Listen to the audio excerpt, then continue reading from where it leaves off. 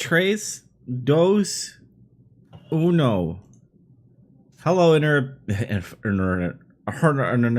internet peeps. Welcome to another edition of Big Trouble in Little Podcast. I'm Joe Dubs. And I'm Andy. So get strapped in and get ready for Big Trouble in Little Podcast, where only dreams can kill a dream. Andy, how are you? I'm good. I'm tired, but I'm good. Work got you enslaved by the man? Yeah, lots of that. A few late nights lately. I hear you. I've been so I bought a couple of writing books on how to like write screenplays and write like fiction and all that stuff. With a pencil, right? Is that what they say? Yeah. Oh, cool. Yeah, so I've been reading late at night, and I'm also like writing notes of like techniques and all that stuff because I want to get my writing to be better. Because I want to be a writer when I grow up. Because I'm a kid right now. Yeah.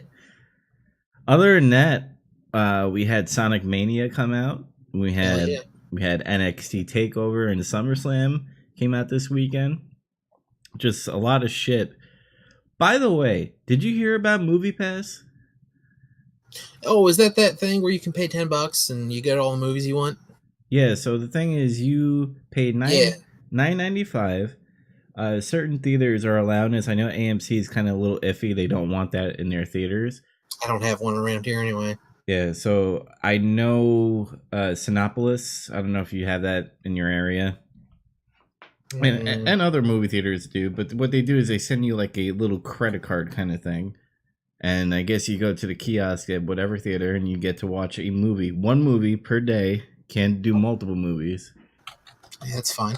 Yeah, so you pay $9.95 a month and you can watch all the movies you want for that month, which I think is amazing. Yeah, I am all about that. I didn't realize it was going on. Yeah, a lot of people are saying jump on it right now before they cancel it because I don't know, it's not doing really well. So that's why they're advertising it live. So maybe hopefully if we can get the word out somehow that it'll blow up and it can be a thing. I wonder if the theaters nearby support it. I live in not a city, so yeah, just go Google MoviePass and just read up on the fine print. I know the movie theaters in my area, especially Cinépolis, which I really do recommend it if you have it in your area. Their concession stand's kind of cheap. Their movie tickets are a little bit on the high side, but it balances out with the concession stand, and you get quality in the seats. And not a lot of people know about these theaters. So, like, nobody's there and nobody's distracting me, so that's why I like it. Because I hate dealing with kids and shit. And agree. Yeah. I like to have peace in the movie theater. Other than that, let's get into our segment called What the Hell Have We Been Playing, Watching, or Reading? So, Sonic Mania came out, Andy. Uh-huh. You beat it. I haven't beat it yet. So, what's your first impressions of the game? I love it. It's one of my 3 favorite games I've played this year. Yeah, it brought like a lot of good memories in the 90s when I used to play the Sega Genesis. Mm-hmm. I love the boss battles in the game. Yeah, bosses are great, except for the sub boss in Oil Ocean. For some reason, I can't figure out what's the deal with it. Someone's got to fill me in because it's so easy. Like, I don't get it. I think it's a joke. So I don't know. I like the Tetris one. Yeah, the Mean Bean Machine. Mm-hmm. I thought that was a unique touch. I just miss the whole fact of like where video games are one really hard. That is not a Dark Souls game, by the way. That is 2D. I like bosses every level. I miss those about gaming and stuff. You don't get that anymore. And it's really sad. I mean, maybe because I'm acting all like old and stuff. You're like, damn, kids have it easy these days with their Call of Duties and their Battlefields. For $20, well worth the price and the replay value of this game too. I don't know if you agree. Oh yeah. I'm gonna play this game for a long time. Yeah, because what was that one? Because I'm not really into Sega. I played Sega Let's Sega. Sonic 1, 2, and 3. I don't remember that race. Like you're on like a track and you're just collecting all these balls and stuff. Yeah. Was that in other Sonic games before? Yeah, it's in 3 and Knuckles. Yeah, I never played that, so I was like, this is fucking interesting. And it still has that that Sega feel to it. It's like, oh, we're in 3D kinda, but not really.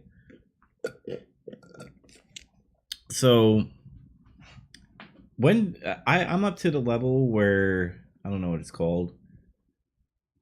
It's like a movie theater. There's like a director chair and all that stuff. Oh, it's the 3rd level. Yeah, like I said, I'm still not very far in this game because it's really hard for me. And I love that it's hard because it makes me go really slow and be really challenging on trying to get through the levels and stuff. Well, you know what they say in the Dark Souls crowd, get good. Get good, kid. Yeah, I'm getting through it. I'll eventually beat it. But overall, when you beat the game, did you feel satisfied that you paid the Yeah, $20? of course.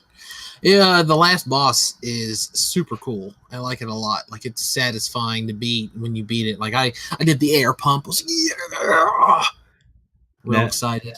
now, do you think this is gonna be like make the Sega team be like, all right, we need to pump out more of these type of games, or is it just Oh gonna yeah, be if they like, don't make a sequel to this, then they are that would be ridiculous. They're gonna make they're gonna. I'm surprised they haven't just turned around and announced it. I was thinking about it. What I'd really like them to do is to make another one of these, but to make it starring like a bunch of ancillary characters, like put Chaotix in it and like Amy Rose and like I don't know stuff like that. Like other because this one has a bunch of cool nods to other characters. Like there's kind of a weird Amy Rose cameo in it, and like Knack the Weasel and Bean and one of the other people from Sonic the Fighters is in it. And I like that stuff. I'd love to see them take that even further. mm-hmm. Now, what level do you get to be Knuckles or meet up with Knuckles? Oh, you can start the game as Knuckles. You hit up and down on that save screen. You can choose Sonic and Tails, Sonic by himself, Tails by himself, or Knuckles. I beat the game as Sonic and Tails, and I've got a Knuckles game. I'm up to Oil Ocean, but I went back and I've been playing it mostly Sonic because I'm trying to get all the Chaos Emeralds. See, this is why I wish that Nintendo had like a trophy system in a way. Yeah, me too. Like a friend of mine's been playing it on his PS4, and he gets trophies every once in a while for stuff I know I've done, and it's its own reward. Cool, but I kind of wish a little bit. Mm-hmm. Yeah, because it would be cool. Be like you get like an achievement on Nintendo, being like, "Oh, you beat the game as Knuckles," or "You beat the game as Tails," yada yada yada, and all that stuff. Or you beat the game on easy mode, hard mode. I just wish Nintendo would be up their game on that kind of stuff. But any other thing you want to add to Sonic Mania? That it's great and everyone should get it. It's only $20. The game is fantastic. You're going to play it for quite a while, and you're probably going to play it again and again. Yep, and you can't go wrong with having it on the Switch because you can play Sonic on the go. That's all I gotta say. It's also on Steam. Everyone's got a computer, PS4 and Xbox One. Mm-hmm. Get it. $20. Do it or lose it. Bad catchphrase. But anyway, NXT TakeOver and SummerSlam happened this weekend. Andy, what are you up to in WWE? What do you know? I stopped watching again after WrestleMania. I kind of tried to keep up with it, and then I watched some SmackDown, and then I was watching just NXT, and then a few months ago I just stopped altogether. Like I ebb and flow on my wrestling, how much I want to watch wrestling, and just as often as not, whenever I want to watch it, I'm watching stuff from like the 90s and stuff. All right, so if you could take a wild guess, what do you think did better, NXT TakeOver or SummerSlam? I'll bet you SummerSlam made more money, but I'll bet you NXT TakeOver was a better event to watch. Yes, and you are correct, because every single fucking match that happened at NXT TakeOver was really, really fucking good. And NXT is always great. yeah, and the crowd was into it. Now, if you remember, I don't know what's the last thing you remember in NXT. Bobby Roode was the World Heavyweight Champion. I do recall that. Asuka is still the undefeated Women's Championship. Author of Pain is the Tag Team Championship. And then there's like, if you remember, DIY broke up. So it's just Johnny Gargano doing a solo run right now because Ciampa is injured in real life. All right. So first match was Johnny Gargano versus Cien. Really fucking good match. Was unexpected. Got me hype on that one. Second match was Sanity versus Authors of Pain. Another really good match. Shit was insane. People were going through chairs. Nikki Cross, the female, got sandwiched by two guys in a non-sexual way. And she also went through a table. And then Sanity became the new tag team champions. Asuka and Ember Moon. Do you remember Ember Moon? No. She's the back then I forgot what she was called, but she's a black female, obviously female because it's the female heavyweight championship. Yeah. She's a high flyer in a sense. She takes a lot of risks. So she faced against Asuka. It was a back and forth. A lot of stiff punches were happening.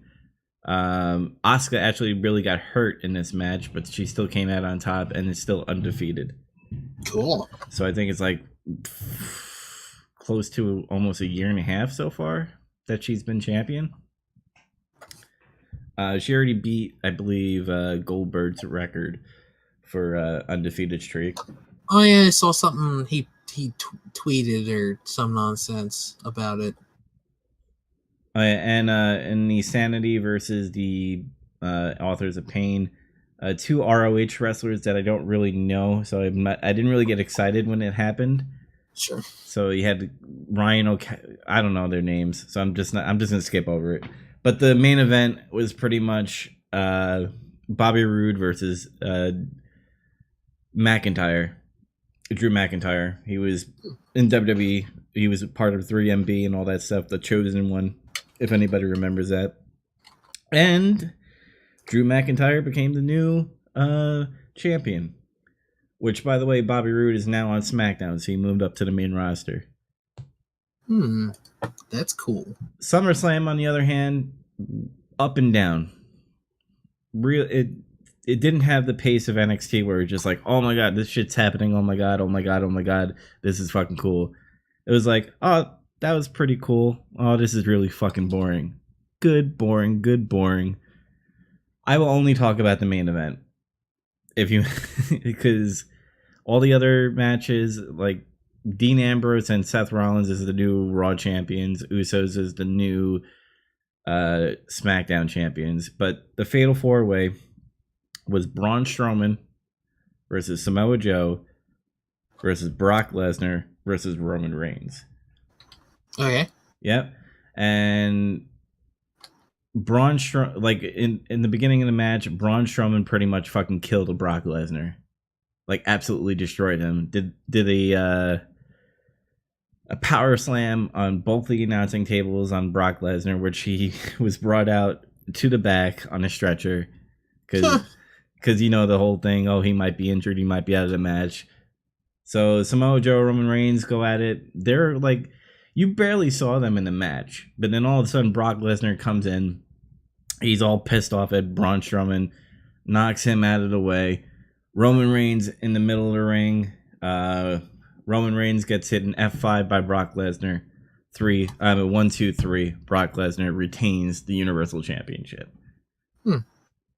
So overall, SummerSlam was NXT TakeOver was fucking amazing. So if I don't like it really bothers me that NXT TakeOver has such better writing, such better wrestling, and then when you watch the main roster where it's supposed to be better than NXT in a way because you're going to the big show, it doesn't feel like the big show, not the wrestler. You know what I mean? Yeah, I knew what you meant. Yeah. The show that is big. Yeah, and it's really disappointing. And I know there's a lot of people like, oh, the main show is okay, and it that's how the business works. But, yeah, but in the '90s when they were just doing like the dentist gig and the garbage man and stuff, and everything was very very PG. It was to the point where it was boring. Where WCW was doing something that was a little bit more edgy, and then that's why WWE had to do the Attitude Era, where they had DX doing "Suck It," and then puppies and bad language and all that stuff. Because Puppies. yeah, Forgot about that. Look at the puppies. yeah, when King was out, puppies, seeing Sable and shit. Mm-hmm. Like that was, and you could tell people are wanting something that's a little bit more edgy than what they're doing now. But they're into these charities and stuff, and I get it that the people that are not mentally ill. Oh God, fuck, what is that group? The kids that have cancer and all that stuff. Make-A-Wish? There you go, the Make-A-Wish people. Like they actually have a deal with WWE where they not saying that they can't be edgy, but it will look bad, if you know what I mean. It wouldn't look good. Sure. It wouldn't look good for the kids. Yeah. And I totally understand that, but then they took away pyro. There's no more pyro anymore because they have to save money. They canceled a lot of shows in the network. They're not getting people at arenas, so they need to lower their prices. True. And also they need to do something different. Because what they're doing now is not making people want to watch their product. Yeah. But I know nothing's going to change unless they have competition. So, absolutely. Other than that, Andy, what is the best of worst? I've never heard this before. Oh, it's a YouTube show I've been watching. Like, in lieu of, usually we talk about what we've been watching, and I didn't do anything except play a crud load of Sonic, and I don't know. I think I played D&D and drank some beer, and I've watched a whole bunch of best of the worst. But it's just the Red Letter Media guys make it. Maybe you've heard of them. They do like the Plinkett reviews and Half in the Bag and a bunch of other stuff. It's a show they watch 3 terrible movies and then decide which one is the least terrible. It's just a real funny show. I highly recommend it to anyone who is a fan of poor media or listening to people talk about movies. Mm-hmm. I've heard of Red Letter Media. They do a lot of Star Wars stuff. Yeah, they do it. You'd like it, I think. Yeah, I'll check them out eventually. One more thing, and what the hell we've been playing. I am watching Defenders on Netflix. Now, if you're not familiar with that is a crossover show with Jessica Jones, Luke Cage, Daredevil, and Iron Fist. Now I will say it's not mandatory, but it will make things a little bit more clearer if you watch each series. I watched a little bit of Luke Cage. I watched a little bit of Jessica Jones. I watched a little bit of Iron Fist. Didn't really get into it. More of Daredevil, but you still understand who is the Hand, who is Elektra, who is Stick, and all that stuff. So it's not mandatory, but they kind of go over it in the Defenders to kind of catch you up a little bit. In the beginning, I was like, all right, this is kind of cliche where they all meet up and stuff, and it's like that whole, oh, we're a group now let's go fight crime kind of thing. Once you get that out of the way, all the action starts to pick up and all the story starts to mend together a little bit better. Okay. Sigourney Weaver's in this film or this TV show. She's the main villain. Oh, okay, cool. I forgot this actress's name, but she's Trinity from The Matrix. She's in it. She's part of the lawyer firm that Foggy Nelson is now part of. What other thing? That's it. That's the only thing that caught my eye is Trinity and Sigourney Weaver. And I remember our other conversation about female actresses that are badass. Those are two right there. Oh yeah, absolutely. Mm-hmm. So just remember that. Overall, I'm halfway through the season, and I'm really liking the chemistry between all the characters. It's a Marvel product, so when you have Marvel, you know it's going to be good quality sometimes. I mean, if you go back to Iron Fist, that had a lot of controversy on how low budget it was. Yeah. But I recommend it. I mean, go watch it. It's up there right now. Speaking of superhero films, did you hear that there's going to be a Joker standalone movie?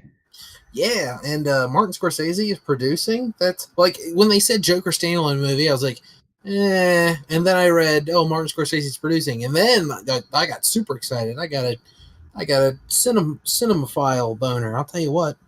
Yeah, because they're saying that it's not gonna be part of the extended universe with Batman vs Superman. It's gonna kind of be like its own thing, Good. and I'm okay with that. And also with the Batman Matt Reeves film, is gonna be its own thing. It's not part of the extended universe, which I'm okay with, but I'm also scared a little bit because that movie's been changing by the day on what's happening. Yeah. Where is Ben Affleck gonna be Batman or not? And it's just out of control. Another thing is Channing Tatum is still going to be Gambit. If you remember that standalone movie that's supposed to be coming out. Oh yeah, I kind of forgot about that. Yeah. Apparently, it's been going through a lot of rewrites, so that's not a good sign. It never is. Yeah. So Channing Tatum says he still wants to do it. He just wants to because he gets a lot of when he gets into movies that he wants to be in, he wants to personalize himself into the role. So I'm guessing this is more of a Channing Tatum thing, and because of the producers or whoever is publishing this movie wants Channing Tatum to be the main character, so they're probably just writing it so that it personalizes with him somehow, which kind of gets me scared a little bit. I don't know. I could go either way on that. It depends on like Ryan Reynolds was real passionate about the Deadpool thing, and that worked out good. So maybe Channing Tatum is real passionate about making Gambit the right way or something. Yeah, but Ryan Reynolds was, he was that quirky asshole, funny character that before he was Deadpool, so it kind of fit him better. I guess. I mean, I think they're actors. It's hard to know how passionate someone can be. I mean, remember how douchey Leonardo DiCaprio always seemed in the 90s and early 2000s, and now he's a cool guy? So, I don't know. Yeah. I remember when, because when Titanic came out, I was like, I don't want to see another Leo film. Titanic is a girls' movie. And then I grew older, and then Inception and shit, and then The Revenant, and there you go. And Gangs of New York. Yeah. That guy's a legend. Anyway, let's get into some news that matter to us, even though we just said news that really mattered to us before we got into the segment. That's true. But, so, PlayStation Twitter has been hacked over the weekend. I don't know if you heard about that. That was weird. Right after I saw that, I changed my password to my Sony account because my debit card did get compromised. So I'm like, oh my god, all this compromising that is happening with these corporations, might as well, safety first. But on their Twitter, it says, "Hi, it's Our Mind. We're a security group. If you works at PlayStation, then please contact us, ourmind.org." And then go to contact. And then there's another one where it's like, PlayStation Network database is leaked, #OurMind. So clearly their Twitter has been hacked. I don't know how deep they did go into PlayStation, but like I said, for just safety reasons, please change all your passwords on Sony. And I think that I really think this is ridiculous that these companies that make all this money has not fixed their security yet in some fashion. Because Sony has been a number one company, especially during the holidays, that always get hacked. Yeah. I mean, they're kind of a big obvious target, being that they're not only a video game company, but they're also a movie, music, entertainment company. They're just, a huge target. Mm-hmm. Yeah, so that happened over the weekend. Nothing really big besides that, and then Gamescom happened. Pretty cool. Pretty cool. Which Jurassic Park Evolution was announced. A theme park building game coming in 2018. That I was excited about that, and then I watched the trailer, and then I was unexcited because I realized that a game like that has been made, and I don't know, it just looks pretty vanilla, I guess.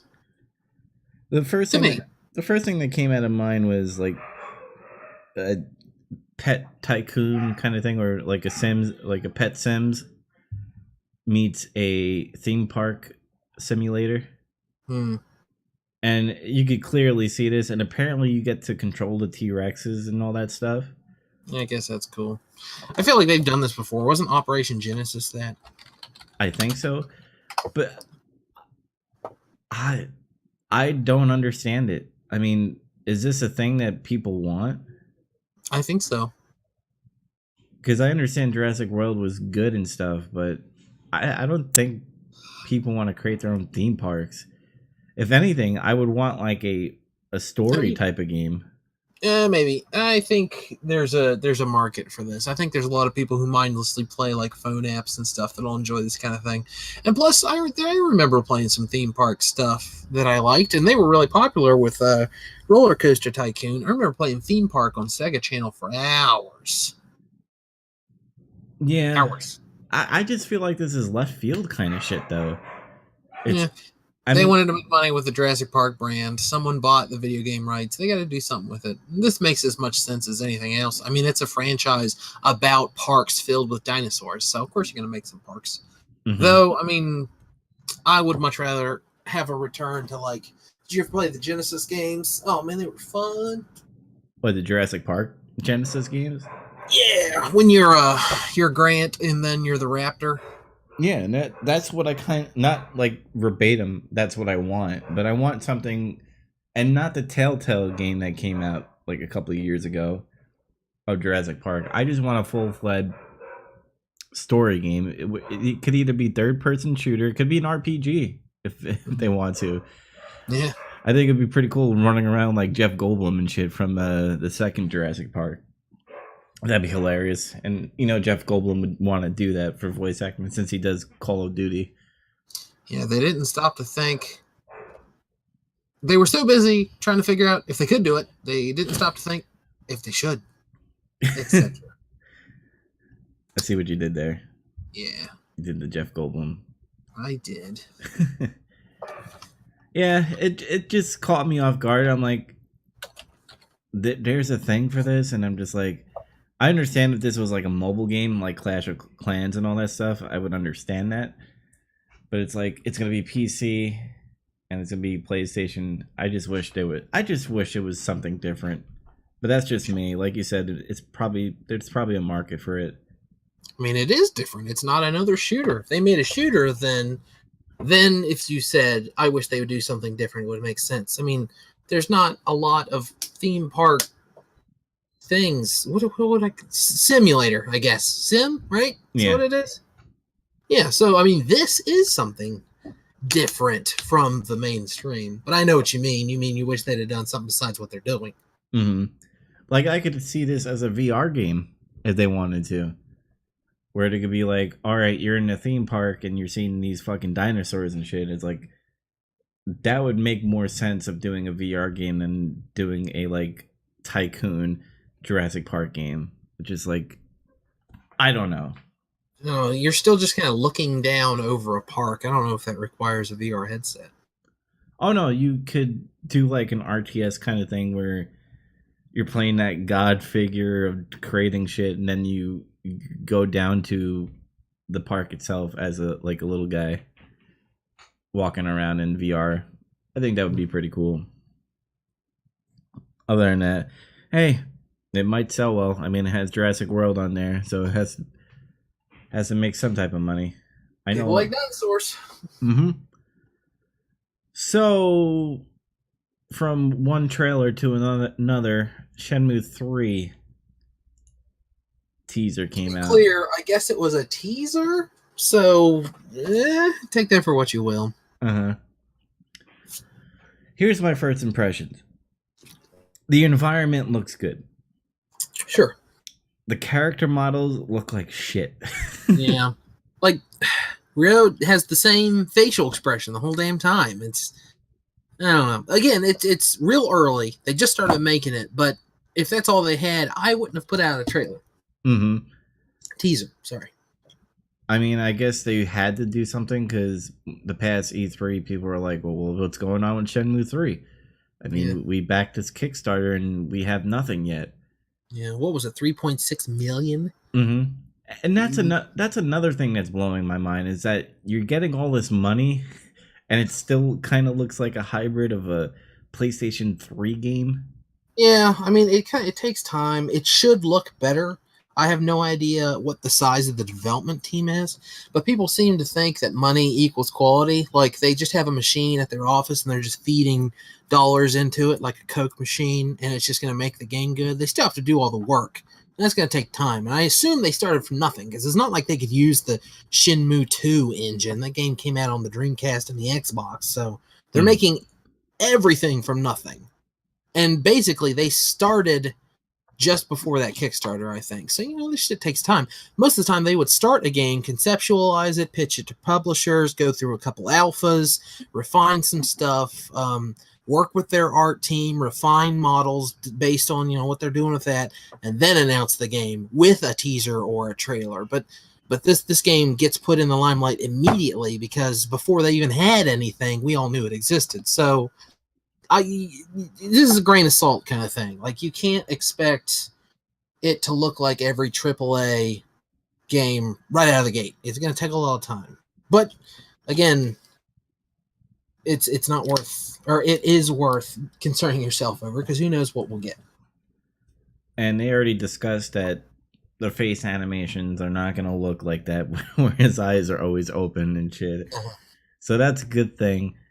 I just wish, again, with these companies, they feel like they got to show something. And I get it that they're trying to hype up their fan base of who played the Shenmue series, but please wait it out. Just communicate through Twitter and be like, hey guys, I'll show like an Instagram photo of us working on it and all that stuff. We're still working hard and we want to release information and trailers that are going to be 100% what the game is going to be about or how it looks. Yeah, but for every level-headed person like you saying that, there's someone saying the exact opposite. Where's Shenmue 3? Where's Shenmue 3? It's been almost a year. Oh, where's the product? I want a demo. What's the game look like? Where's the trailer? Where's the soundtrack? When's it coming out? It needs to come out this Christmas. I don't want to wait that long. I paid money. And that's why we have what we have today, is where all games come out early access and not 100%. Early access, broken, day one patches that are gigs long. This is ridiculous. Mm-hmm. The same people that say, hurry up, we need this game now, are the same people that are complaining that this game is garbage because it's not 100%. So it's kind of like, fucking let them finish. Like the whole Crackdown 3, it got delayed again. And I understand when games get delayed a lot, usually that means it's not going to be really good sometimes. I mean, if you look at Duke Nukem Forever, that took a while. If you look at The Last Guardian, when that game finally came out, it lost its fizz a little bit, or its momentum because of that. So I totally understand when games are being constantly delayed, but you also want games to be 100% fucking good and complete. And if we keep on having this mentality that we need to have this game right away, and I'm starting to think I don't need games right away because then my backlog of games are going to be fucking atrocious. Yeah, I'm going to wait for a quality game. I'm not going to buy a rush job. Mm-hmm. And then you can always buy the game. Like, look at, we could also talk about this. Mass Effect Andromeda are not going to have any more updates on their single player. So what you have is what you have. Did you hear about that? Quality as always. Yeah, because they released a game unfinished, and then I understand they need to hit a deadline because you have the publishers being like, hey, we need to get this out now because this other game is going to be going up against us. We need to compete with their sales. And I totally understand that. But then you have games like Mass Effect Andromeda where it comes out, shitty animations, some of the parts of the levels that are not finished and all buggy and stuff. And then you have to create a patch, look at No Man's Sky, fucking bare bones game. And now they wait a year later to get a story mode? Come on. Yeah, yeah, that's ridiculous. It's fucking stupid. But we're never gonna learn because people are always gonna be fucking pre-ordering and they're always gonna be buying these games. You gotta vote with your wallet. Other than that, do you have any other news that you want to talk about? I was excited to talk about Shenmue, but what else is there to say? I mean, I'm excited for the game. I understand that their fan base are gonna be like, well, it's Shenmue 3. We wanted this game all along. They're gonna go with it. I just wish it would look a lot more better. And I know that it's early in development. But do you think we'll see something in E3? No, I hope not.